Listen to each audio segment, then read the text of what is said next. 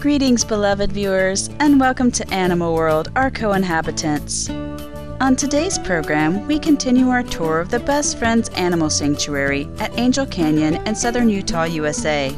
It is the nation's largest sanctuary for homeless animals and was established by the nonprofit organization Best Friends Animal Society, which strives to bring about a better world through kindness to animals. At any given time, the sanctuary is home to up to 2,000 dogs, cats, birds, and other animals who have unique physical, emotional, and behavioral needs. They are brought to Utah from shelters from around the country for specialized care and attention with a focus on rehabilitation in order to rehome them. For those unable to find a new home, Best Friends allows them to stay at this perfect haven for life. The sanctuary is 1,500 hectares in size and is surrounded by gorgeous national parks. The refuge is divided into several aptly named areas for the different animals that reside there, like Dogtown, Cat World, Bunny House, Horse Haven, Parrot Garden, and Piggy Paradise, to name but a few. Today we have the privilege of calling on the charming residents of Bunny House, with rabbit care expert Burke Beasley as our host.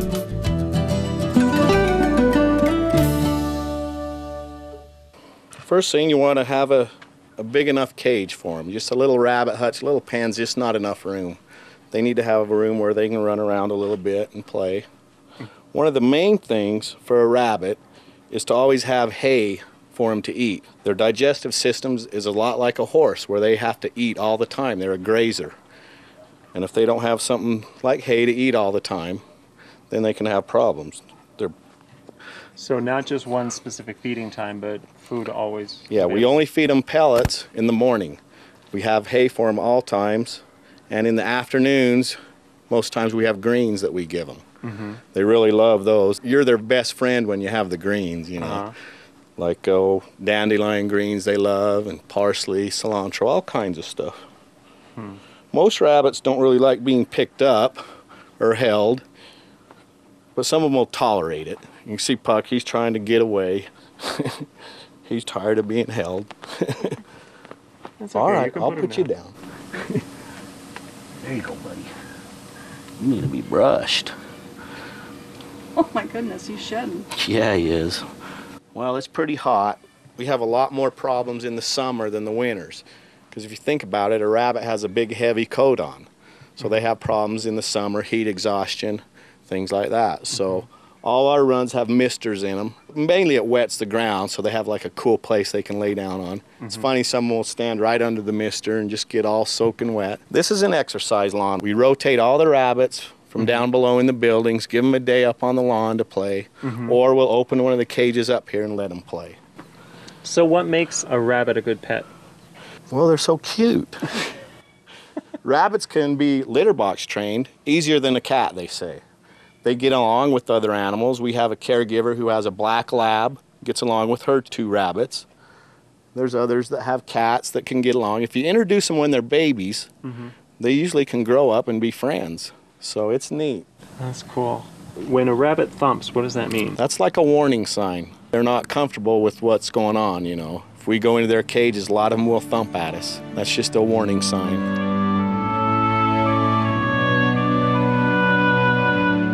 What about having a rabbit as a companion inside a house or apartment? Will they still be healthy and happy?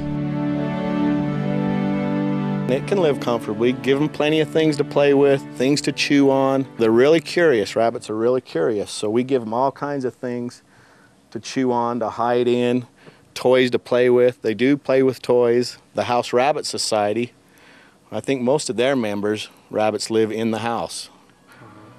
And it's nice too, though, if you can have an outdoor park, put them out during the day, a nice lawn or something. A lot of people will do that, have a little X pen to keep them in.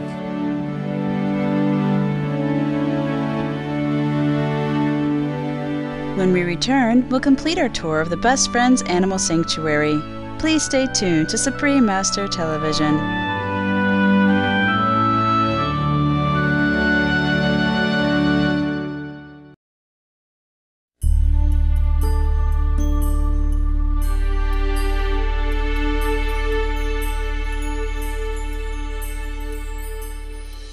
Welcome back to Animal World, our co-inhabitants, featuring a visit to the Best Friends Animal Sanctuary in Utah, USA. The residents, who typically come from shelters or are brought in by rescue groups from across the country, often need only a few weeks of loving care before they are ready to be rehomed with a warm family. Cat World is our final stop, where Tammy Yamada will introduce us to some lovable felines, including some very special ones needing extra attentive care.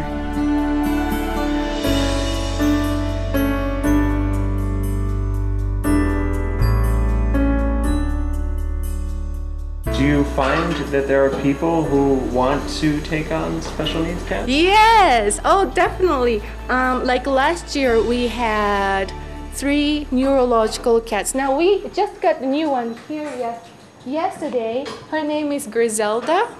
She's a little bit neurological. She walks wobbly. She has hard time, just normal walk. And last year we had a severe neurological cat who can't even walk, who can't even sit up. We have to feed her 3 times a day. And it is such a commitment.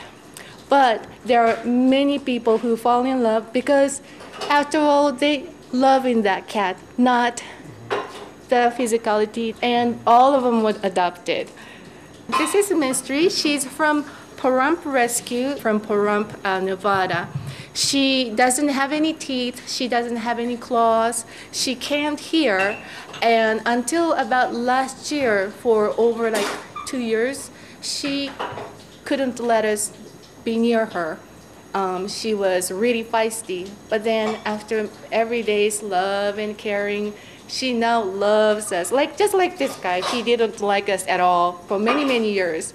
And all of a sudden he goes, humans are not that bad. And look at that. He just can't get enough of, Wolfie. We next asked about the notable differences between dogs and cats in terms of how they relate to their human companions. Well, I would say many people have dogs, and people know about dogs too. And they kind of think that, okay, cats would be the same. They would obey whatever you told them to do. You make the rule and they would follow. Cats are not like that. Although they can be trained, of course, they can be trained little boxes, which is very important. They soon learn when would be the feeding time. And if they need to get medication, most of the cat would adapt. They would get used to it and they would take medication, or like IV fluid we have to do sometimes every day for certain cats. They get used to it, so they'll be like, okay, just go ahead and get done with it. But most cats, I would say, you get along with them and you don't force what you're trying to do. So you have to be very patient. You kind of sit down on the floor and let them know that you're safe and non-threatening and you're here to love them, and they would slowly come to you. The sanctuary cares for over 700 cats, and they live together in groups with indoor and outdoor areas for them to play about in. There are even small holes made especially for the felines to stay inside if they want privacy.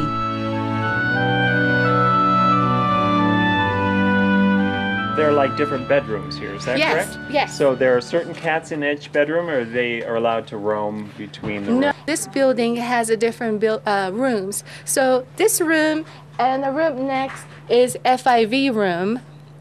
And Wolfie was actually in this room before. And other rooms are general rooms. And unless we see the needs to be moved, the cat, they usually stay here, and they always live here until they get the forever home. It is perfectly safe for humans to be around cats with feline immunodeficiency virus, and the Best Friends Animal Society says that in most cases it is fine for these cats to be in the company of non-infected cats.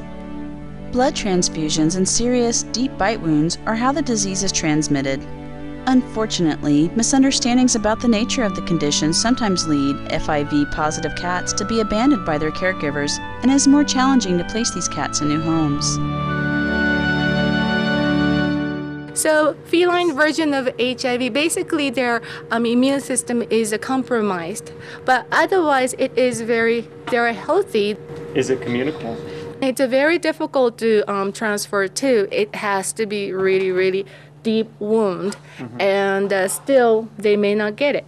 And so if the cats are mellow like Wolfie is FIV positive, but because he is good, so he can live with FIV negative cat, no problem. And we try to keep the numbers down in this room particularly, so they get less stress and less chance of getting sick. So all of them are very adaptable.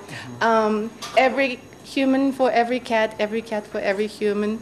I guess you can't really tell who needs who. And sometimes you meet the cat and you just know, like, hey, you're my cat.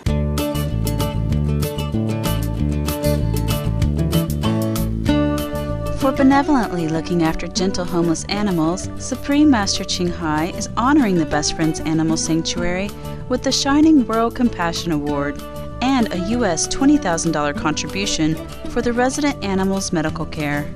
Our gracious thanks to all the dedicated staff, including Burke Beasley and Tammy Yamada, at the Best Friends Animal Sanctuary for their lovely tour and taking such good care of animals in need. May you continue giving much-needed love and support to all the beautiful residents.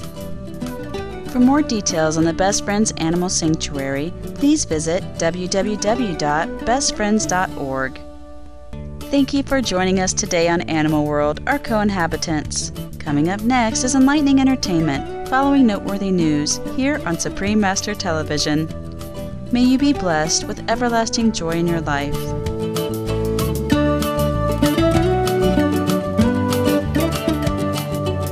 For more details, please visit www.suprememastertv.com/AW.